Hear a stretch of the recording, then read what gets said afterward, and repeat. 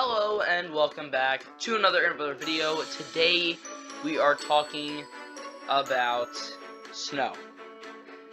So it is starting to get toward the end of the year, and this is about the time where we start to look for snow on the charts, and we do see some blue on the GFS now, but not in the US.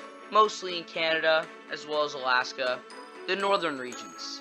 But we are still on the lookout for snow, major snow, not just upper elevation snow, in the Rocky Mountains. Typically we do have a storm form early in the season, and it's typically a Rockies storm. So, with the newest pattern shift, where we're going to start to see a lot of precipitation out of the west coast and through the Rocky Mountains, we have plenty of opportunities to get a snowstorm in the Rocky Mountains. So, let's get into it. So, from now until Monday, we're just focused on a rainmaker in the east part of the country. But then we have suspect number 1. So, this comes onshore the 5th into the 6th, and starts to move into the Rocky Mountains. Now, this storm doesn't really develop, according to the GFS. Then we have suspect number 2, which comes onshore, I would say the 7th. Does have some snow in the Cascade Mountain range of Washington, and eventually moves into the Rockies with a other section of the storm from California. Produces a little bit of snow in the Rockies, but not enough to really name a winter storm. Then we have suspect number 3, which could be the one that gets named, since we do have plenty of heavy snow in the Rocky Mountains, as well as areas near Denver, which would fulfill the population requirement for naming a winter storm. Finally, we have culprit, or suspect number 4, which has widespread snow throughout the Rockies, but it also could not drop enough snow to name winter storm warnings in these areas.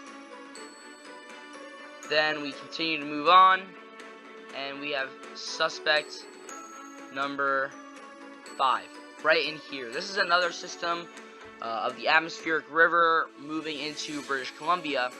But there's a lot of precipitation here, so there is a possibility this moves into the Rockies with heavy snowfall, enough to fulfill the winter storm warning requirement across a widespread area. Winter storm warnings don't really get named in the Rockies unless there's feet of snow at a time. So, as compared to the Northeast, where it's about 6 inches, most of the country is about 6 inches. In the Rockies, it's usually a little bit more. So we do have to kind of take that into account here.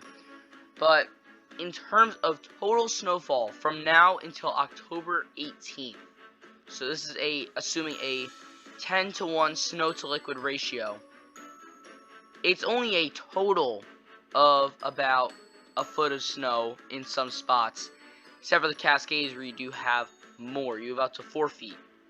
And that's just because they're right next to British Columbia, where most of these storms are coming on land. And you can see here that British Columbia is getting 90 inches of snow, 82 inches of snow. They get a lot of snow in British Columbia. So that's just based on how close Washington is to British Columbia.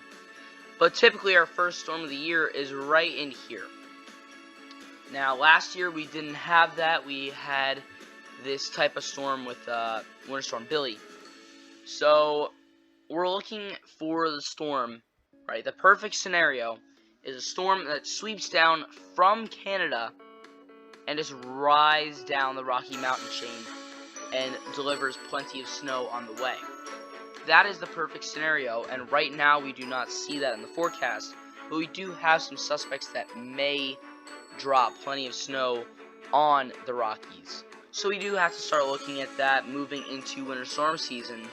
But for now, things should remain pretty quiet on the snow front. But that is all I have for today. If you enjoyed this video, consider leaving a like, subscribing, and hitting the bell. And I will see you guys next time.